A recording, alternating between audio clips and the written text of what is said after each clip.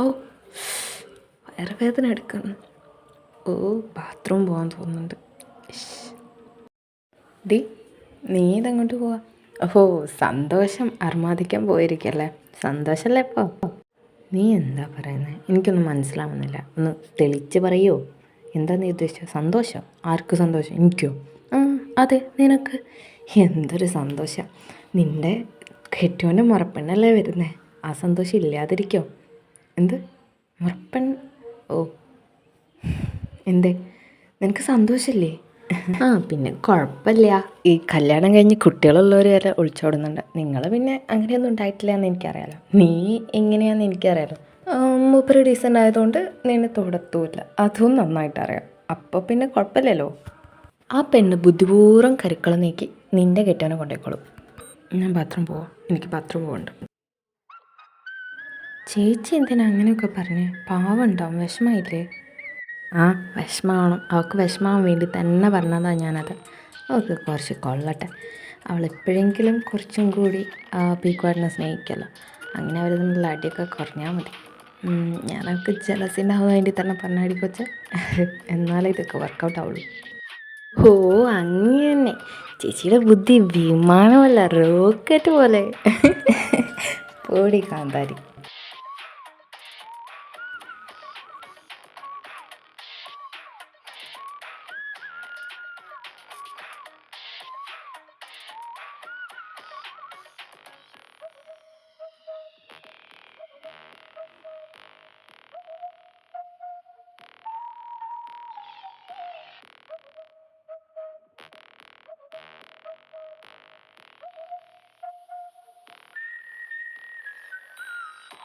Sorry, so sorry.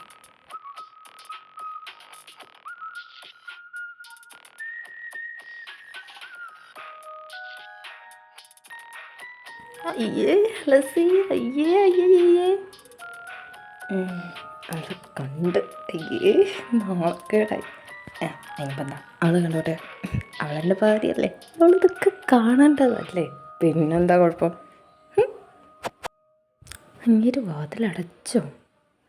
ശേ, ഈ സൂസൂന് വരാൻ കണ്ട നേരം കുറച്ച് നേരത്തെ വന്നുകൂടായിരുന്നു.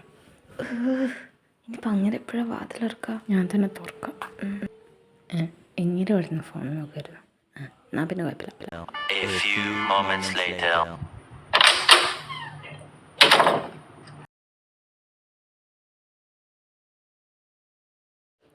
ഞാനിപ്പോഴാണ് ഓർത്തത്. ഞാൻ പേര് കണ്ടുപിടിച്ചു കേട്ടോ. പറ, എന്താ പേര് പറ. ധ്രുവേട്ടൻ. എന്നെ പലരും പല പേരും വിളിക്കാറുണ്ട്, പി കൂച്ചു എന്നൊക്കെ. ബട്ട് ധ്രുവ് ആദ്യമായിട്ടാണ്. അതെന്താ ധ്രുവ്? ഞാൻ എന്നെ ആരും ഇത്തരം വിളിച്ചിട്ടില്ല, അതുകൊണ്ട് ചോദിക്കുക. അതെന്താ ധ്രുവ്? അതെന്താ വെച്ചാൽ മഹാഭാരതത്തിലെ ഏകലവ്യൻ എന്ന് പറഞ്ഞൊരു കഥാപാത്രം ഉണ്ടായിരുന്നു. എൻ്റെ ഓർമ്മ ശരിയാണെങ്കിൽ പണ്ട് ഒരു നല്ല യോദ്ധാവായിരുന്നു ഏകലവ്യൻ എന്ന് പറയുന്ന ആൾ. ദ്രോണാചാര്യരുടെ മകനായ അശ്വത്ഥാത്മാവിൻ്റെ കൂടെയായിരുന്നു ഈ ഏകലവ്യൻ പ്രാക്ടീസൊക്കെ ചെയ്തിട്ടുണ്ടായിരുന്നു. ആയുധകലാ പരിശീലനമൊക്കെ. കൂട്ടത്തിലെ ഏറ്റവും മികച്ച ഒരേ ഒരു കണ്ടസ്റ്റൻറ്റ് അത് മൂപ്പര് മാത്രമായിരുന്നു. അങ്ങനെ ദ്രോണാചാര്യർ എന്ന് പറഞ്ഞാൽ അശ്വത്ഥാത്മാവിൻ്റെ പിതാവാണല്ലോ. അപ്പോൾ അശ്വത്ഥാത്മാവിൻ്റെ പിതാവെന്ന് പറഞ്ഞാൽ മോൻ കഴിഞ്ഞിട്ടുള്ള വേറെ എല്ലാവരും. അപ്പോൾ ഇങ്ങേർക്ക് ഭയങ്കര ദേഷ്യമായി, എൻ്റെ മോനെ കഴിഞ്ഞ് വേറെ ആരും വരണ്ടെന്നൊക്കെ. എൻ്റെ മോനാണ് ഏറ്റവും ടോപ്പിൽ വരണ്ടതെന്നുള്ള ഒരു അസൂയ സംഭവം ഉണ്ടായിരുന്നു. പക്ഷേ ഏകലവ്യൻ അങ്ങനെയൊന്നുമില്ല. ഏകലവ്യൻ ഡീസൻറ്റ്. അപ്പം എന്താ അങ്ങനെ ഭയങ്കര ഗുരുഭക്തി ഉണ്ടായിരുന്ന ഏകലവ്യനെ മുതലെടുക്കാൻ ദ്രോണാചാര്യർ തീരുമാനിച്ചു. ദ്രോണാചാര്യർ പറഞ്ഞു, നിനക്ക് എന്നോടുള്ള സ്നേഹം നീ പ്രൂവ് ചെയ്യ്. എങ്ങനെയാണ് പ്രൂവ് ചെയ്യേണ്ടത് വെച്ചാൽ നിൻ്റെ തള്ളവിരലുണ്ടല്ലോ കൈയിൻ്റെ, അത് വെട്ടിയിട്ട് നീ പ്രൂവ് ചെയ്യുമെന്ന് പറഞ്ഞു. അപ്പം മൂപ്പരൊന്നും കേൾക്കാണ്ട് അതങ്ങോട്ട് വെട്ടി. എന്നിട്ട് പറഞ്ഞു, എനിക്ക് താങ്കളോടുള്ള ഗുരുഭക്തി ഇത്രത്തോളമാണ്, അങ്ങ് മനസ്സിലാക്കുമെന്ന് പറഞ്ഞു. അപ്പം ദ്രോണാചാര്യർ കൊലച്ചിരി ചിരിക്കാൻ തുടങ്ങി. കാരണം എന്താ?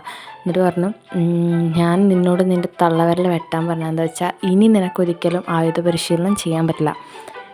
അപ്പോൾ നിനക്കൊരിക്കലും എൻ്റെ മോനേക്കാളും മുന്നിലെത്താനും പറ്റില്ല.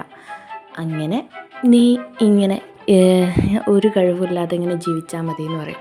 ഇങ്ങനെ ഇര പിടിക്കാൻ പോലും പറ്റാതെ ഏകലവ്യൻ ഭക്ഷണം കഴിക്കാതെ പട്ടിണി കിടന്ന് മരിക്കും. അപ്പോൾ അദ്ദേഹം ഇങ്ങനെ പ്രാർത്ഥിക്കും ദൈവത്തിനോട്, അടുത്ത ജന്മത്തിൽ ഞാനൊരു യുവാവായി ജനിക്കണം.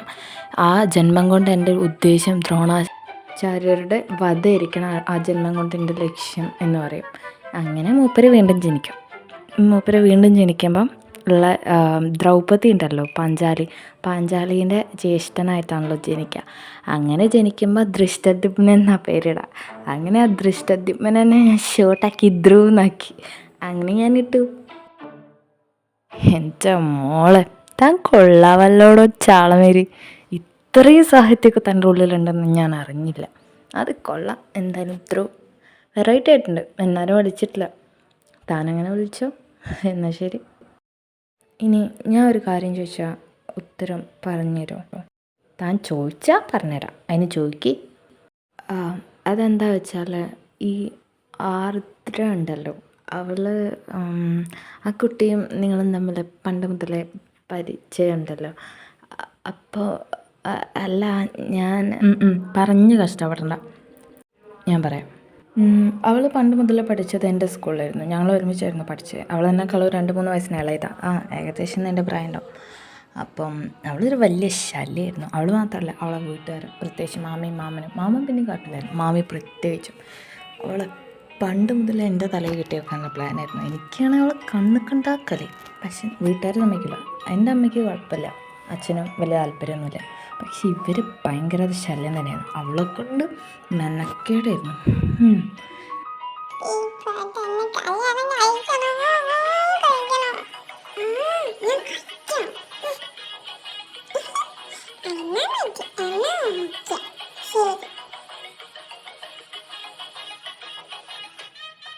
അങ്ങനെ കുറേ വർഷങ്ങൾ കഴിഞ്ഞു.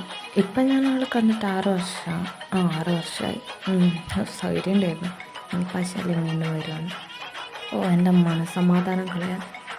അയ്യോ, ഇവളെന്ത് കഞ്ഞിയിലെ പാറ്റയാവല്ലോ പടച്ചോനെ.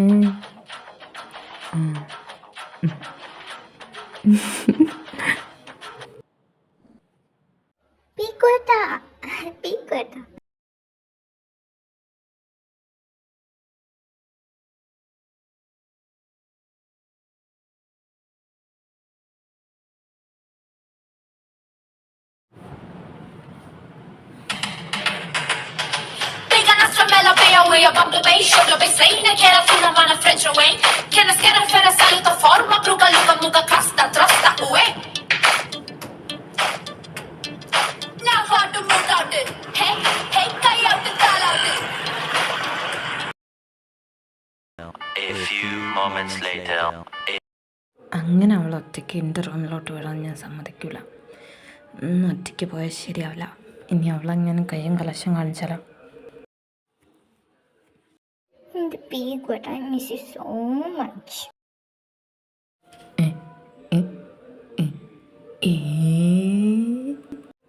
എന്താ ഇവിടെ നടക്കുന്നത്?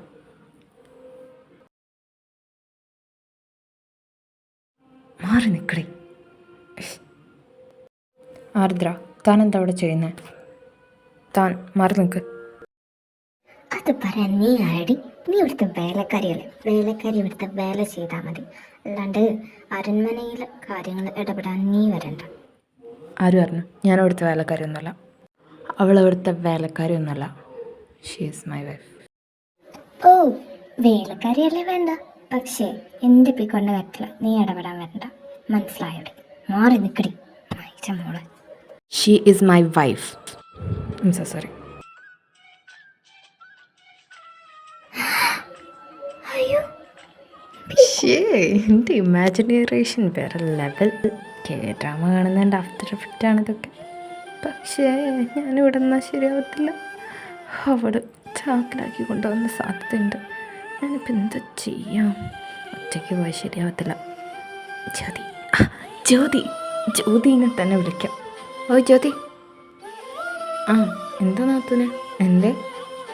എടാ, ആ കുട്ടി തേവാങ്ക് വന്നിട്ടുണ്ട്. ധ്രുവേട്ടൻ്റെ റൂമിലോട്ട് പോയിട്ടുമുണ്ട്. ഞാൻ ഇനിയിപ്പോൾ എന്ത് ചെയ്യും? എനിക്കറിയില്ല. നീ ഒന്ന് ഹെൽപ്പ് ചെയ്യൂ please. I need your help. ഓ, അവൾ വന്നല്ലേ? അവൾ വരാൻ വേണ്ടി കാത്തിരിക്കാം. ഞാൻ ഹെൽപ്പ് ചെയ്യാം. ഓക്കെ. ഡി പൊട്ടി മോറത്തി, നിനക്കെന്താടി ഇവിടെ കാര്യം? എന്നോട് ഞാൻ പറഞ്ഞില്ലേ ആവശ്യമില്ലാതെ പീക്കോടിൻ്റെ റൂമിലോട്ട് കയറരുത്.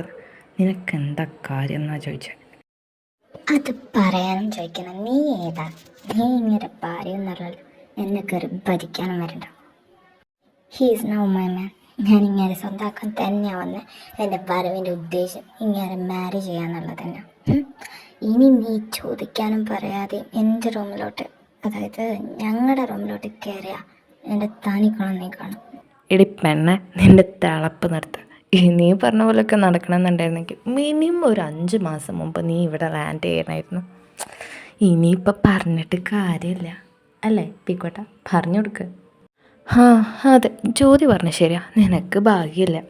നീ ഒരു അവൾ പറഞ്ഞ പോലെ ഒരു 3-4 മാസം മുമ്പൊക്കെ വന്നിട്ടുണ്ടായിരുന്നെങ്കിൽ നിനക്ക് എൻ്റെ ഭാര്യയൊക്കെ ആവായിരുന്നു. പക്ഷേ ഇപ്പോൾ ഞാൻ മറ്റൊരുത്തിനെ കെട്ടിപ്പോയില്ലേ. എൻ്റെ പൊണ്ടാട്ടി ഇവിടെ ഇങ്ങനെ വടി പോലെ നിൽക്കുമ്പോൾ ഞാൻ എങ്ങനെയാണ് നിന്നെ ഇനി മാരേജ് ചെയ്യുക? So sorry my dear. No, Peekkottan എന്നെ കളിപ്പിക്കാൻ വേണ്ടി പറയാം. ഇവള് വേറെ ആരോ ആണ്. പീക്കോട്ടൻ എന്നെ ഒഴിവാക്കാൻ വേണ്ടി പറയുന്നല്ലേ, എനിക്ക് മനസ്സിലാവുന്നുണ്ട്. അതിനെങ്ങനെയൊക്കെ പറയണം പീക്കോട്ട? അച്ചോടാ, അല്ലടാ കുട്ടാ, പീക്കോട്ടൻ പറഞ്ഞതല്ലേ, കൊള്ളമല്ല. നീ എന്താടി പറഞ്ഞു? നീ ആരടി? വായടക്കടി. നീ ആരാ അവൾക്കെതിരെ ശബ്ദിക്കാൻ?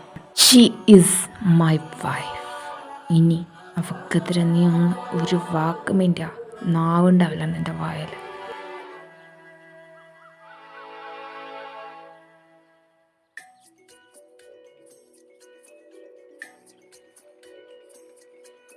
അയ്യോ, പക്ഷെ അവൾ ചോദിച്ചു കഴിഞ്ഞാൽ അർഹിക്കുന്നുണ്ട്. എന്നാലും എനിവേസ് എനിക്ക് എന്തോ വലുത് വരുന്നുണ്ട്. എനിക്ക് പഴയ മണം വരുന്നുണ്ട്. വരുന്നിടത്ത് വെച്ച് കാണാം, അല്ലാണ്ട് ഇപ്പം എന്താ. ഗൈസ്, എനിക്ക് കണ്ടൻറ്റ് കുറച്ച് കുറവായിരുന്നു, ക്ഷാമം.